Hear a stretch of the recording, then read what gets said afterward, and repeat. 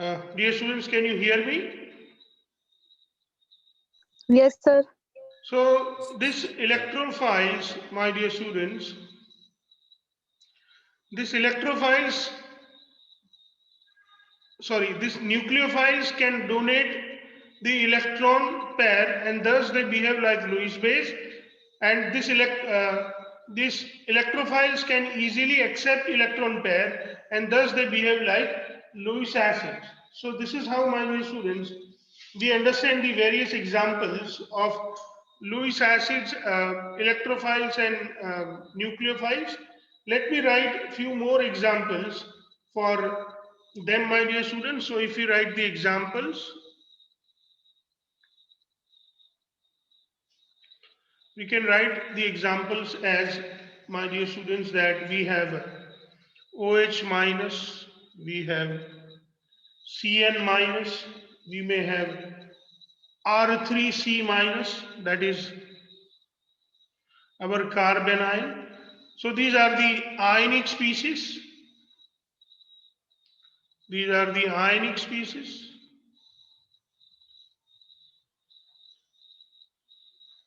And we may have, my dear students, the neutral species, which behaves as a nucleophile are water, H2O with the lone pair.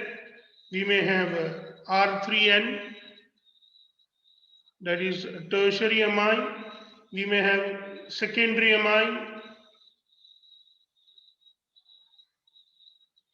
R2NH, or we may think of ammonia even. So these are the species that behaves, and these are the neutral species that behaves like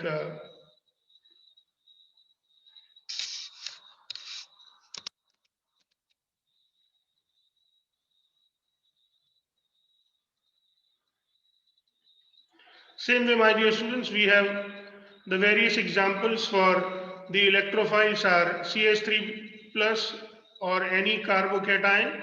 So we may write it as a CH3 plus, or we may have CH2 CH3 plus, or we may have CH3 twice CH plus, or we may have CH3 thrice C plus, or we may have Cl plus sometime, we may have Br plus, my dear students, and many more, my dear students, we can have. And the other species may be like, these are the charged species that we can write, charged species, my dear students, or my dear students, we may write AlCl3, or my dear students, we may have FeCl3, or we may have BeCl2, or we may have Bf3, or my dear students, we have B2H6, which is known as the boron hydride. These are the neutral species that we have, my dear students, and these neutral species have got the characteristics which is known as the electrophile. So this is how, my dear students, we study about the nucleophiles and electrophile. Now if you have any doubt, you can ask me, my dear students. If you have any doubt, you can ask about the nucleophiles and electrophiles. At least reply if you do not have any doubt. Let me know that No, you do sir. not have really any doubt. Please, dear student, can you hear me? Yes, sir. Do you want to ask anything or should we move forward? No doubt, sir. Okay, so let's solve some of the problems. I have a question here. I'm going to write a question for you. Giving justification, categorize the following molecules or ions as a nucleophile or electrophile. So categorize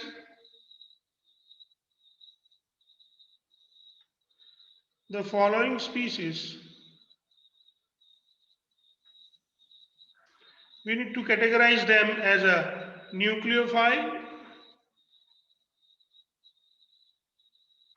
or electrophile. Let us see what are the different species we are given. We are given HS minus BF3, HS minus BF3, C2H5O minus, CH3 thrice N,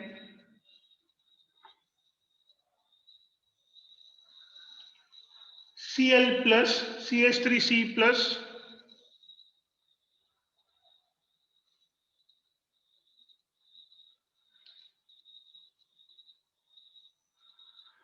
CH3C plus double bond O. Please let me write it that way. And then we have NH2 minus and NO2 plus. NH2 minus and NO2 plus. My dear students, please remember that those species which are positively charged, they are definitely the electrophile. So we can write them as an electrophile here. That is your NO2 plus. Then you have CH3C plus double bond O, or you may have NO2 plus. Same way, those species which are negative ions, they are HS minus, C2H5O minus. Then, my dear students, we have NH2 minus. Now we just need to concentrate. You can see that here we have BF3. We are very well aware that if we have BF3, my dear students, then we would realize that this BF3 has not got its octet complete. So you can see that this is how the BF3 moves in a way that we have,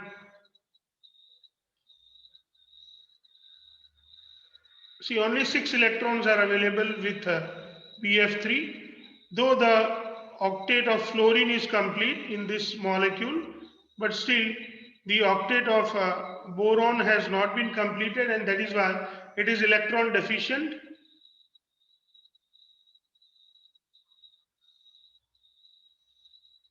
And thus we can easily add it into the electrophile. And then, my dear students, we know that this nitrogen has got lone pair, and as this nitrogen has got lone pair, we can put this tertiary amine CH3 thrice N as a nucleophile because it is an electron rich species. Definitely we will put Cl plus as an electrophile, and then we have, so this is how, my dear students, we can easily categorize all this species which are given to us into the electrophile and nucleophile. Now, my dear students, we need to identify the electrophilic center in the compounds. Now, if you have any doubt, you can ask, or my dear students, we can move to the next question. अगर बच्चों आपको कुछ पूछना है तो पूछ सकते हैं, और we can move to the next question. Identify the, बच्चों please reply कीजिए. Dear students,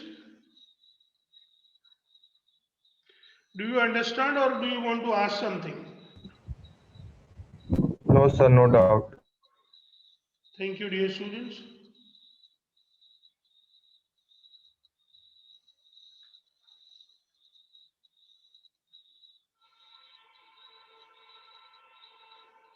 So please read the question, that identify the electrophilic centers in the following, my dear students. That we have various compounds given here: CH3, C double bond O. This is CH3CH double bond O, my dear students. That is what it is given. CH3CH double bond O. And then, my dear students, we have CH3CN, CH3CN, my dear students, and then we have CH3I. CH3I. Now we just need to find out which center or which carbon is going to be the electrophilic center in this particular case. So we can easily say that where there is a possibility of getting the positive charge, that part is going to be the electrophilic center, my dear students. So you can see that this carbon is bonded directly with the oxygen. You can see that, and that is why this oxygen will polarize it, and due to the polarization, my dear students, there will be small positive charge on carbon and there will be small negative charge on oxygen. Same way, my dear students, if you look at this compound, here you can see that due to this nitrogen being more electronegative, this bond will be definitely get polarized and there will be slightly positive charge on carbon and slightly negative charge on nitrogen. Same way, my dear students, if you look into this, here you will definitely find that iodine being a halogen, it will attract the electron pair towards it and there will be slight positive charge on carbon and slight negative charge on iodine. And thus, my dear students, these centers which I am going to mark with a star key, they are going to be the electrophilic centers because they have slightly positive charge on them. So this is how, my dear students, we identify the various electrophilic centers into the compounds. बच्चों, मैंने आपको electrophilic centres के बारे में बताया, मैंने आपको बताया इलेक्ट्रोफाइल्स एंड न्यूक्लियोफाइल्स के कैटेगराइजेशन के बारे में. अभी भी अगर आपको कुछ समझ में नहीं आया तो आप लोग पूछ सकते हैं. अगर कुछ समझ में नहीं आया बेटा बच्चों तो प्लीज पूछ लीजिए, या फिर अब हम चलते हैं नेक्स्ट टॉपिक की ओर. Do you have any doubts? No, sir. Okay, my dear students, then let us move forward and study about the various effects that we see, and that is what it is known as the electron displacement effect in covalent bonds. Let us study about the electron displacement effects into covalent bonds. My dear students, we are well aware that whenever there is a covalent bond, there is a definitely sharing of electrons. So my dear students, whenever there is a covalent bond, there is a sharing of electron. So if we have C and X, and if we have C and Y, if we have C and X, and if we have C and Y, and if X is more electronegative, X is more electronegative than carbon,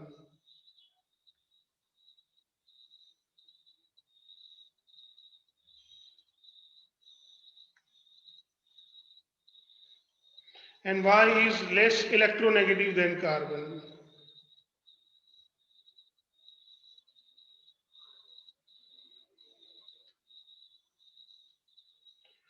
so what happens? This covalent bond is definitely formed by sharing of electrons. So here we have electrons. These electrons may be attracted more towards the X, which is more electronegative, and here in this case they are attracted more towards the carbon. So now what happens, we are very well aware that there will be slightly negative charge on X, there will be slightly positive charge on Y, there will be slightly positive charge on carbon in case of CX bond, and there will be slightly negative charge on carbon in case of CY bond. But what about the other carbon that are bonded to this carbon? So there may be few more carbons bonded to this carbon, my dear students. So there is a possibility that we have various carbons bonded in this way. So if the charge on this carbon is produced, there will be some charge produced on this carbons too, my dear students. There will be some charge. And let us say the charge produced on this carbon 1, this carbon 2, this carbon 3 and carbon 4. So the charge produced on carbon 1 is delta 1, on carbon 2 is delta 2, on carbon 3 is delta 3, on carbon 4 is delta 4. Then these charges have the value in this manner that, my dear students, delta 1 is greater than delta 2 is greater than delta 3 is greater than delta 4. This charge can be seen up to 4 carbons only. Can be observed up to 4 carbon or 3 bonds, my dear students. Either it is observed up to 4 carbons or it is observed up to 3 bonds. 3 bonds.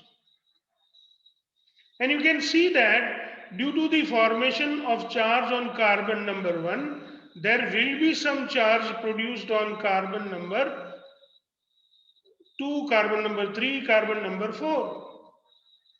Now, please understand, my dear students, that as there is a minus delta charge, the sum of all these charges, that is delta 1 plus delta 2 plus delta 3 plus delta 4 is equal to delta, because the total charge produced on X is minus delta, and thus here the sum of delta 1 plus delta 2 plus delta 3 plus delta 4 is delta, and thus the total charge, if these all are the positive charges, my dear students, then we have positive delta charge which is distributed among the carbon 1, carbon 2, carbon 3 and carbon 4.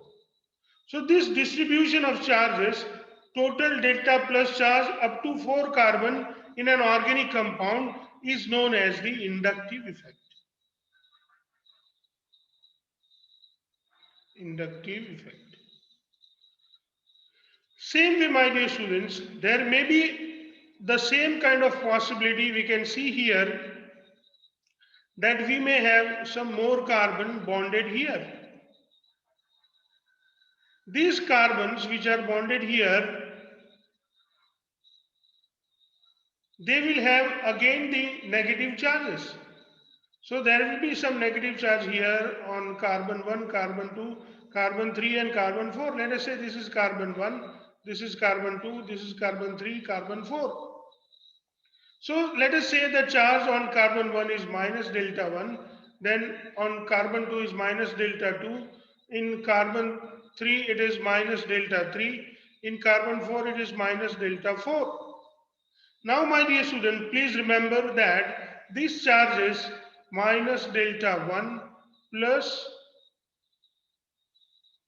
minus delta 2 plus minus delta 3 plus minus delta 4 is equal to minus delta overall.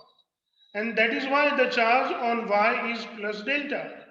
This type of effect, where you can see the charge distribution up to 4 carbon or up to 3 carbon-carbon bonds, is also known as inductive effect. This type of inductive effect, when the carbon is bonded to the less electronegative element or less electronegative element than carbon, this type of inductive effect is known as plus I effect, plus inductive effect.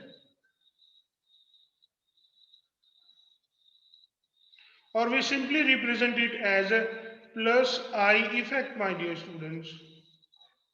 And this type of effect is known as minus I effect.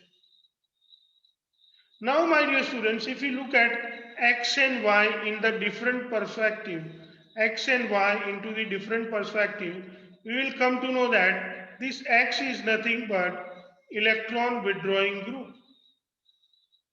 Electron withdrawing group, my dear students, and Y, we will look at electron donating group.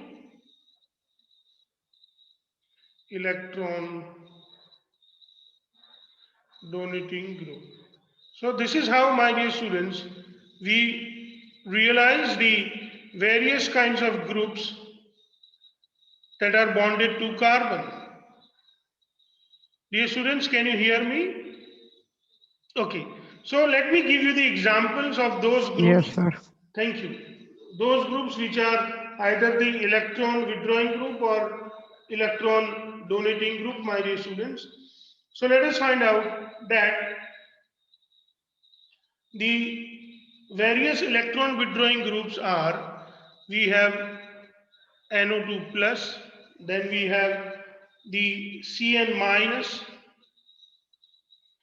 then my dear students we may write about the carboxylic acid, or we may write the esters, COOR, or my dear students we may write the OC6H5 or OC6H5, or we can even write it as OAR. So this is how, my dear students, we study about the various electron withdrawing group. Then which are the electron donating group, my dear students? So generally the alkyl groups, which are, either CH3 group or C2H5 group, these type of groups are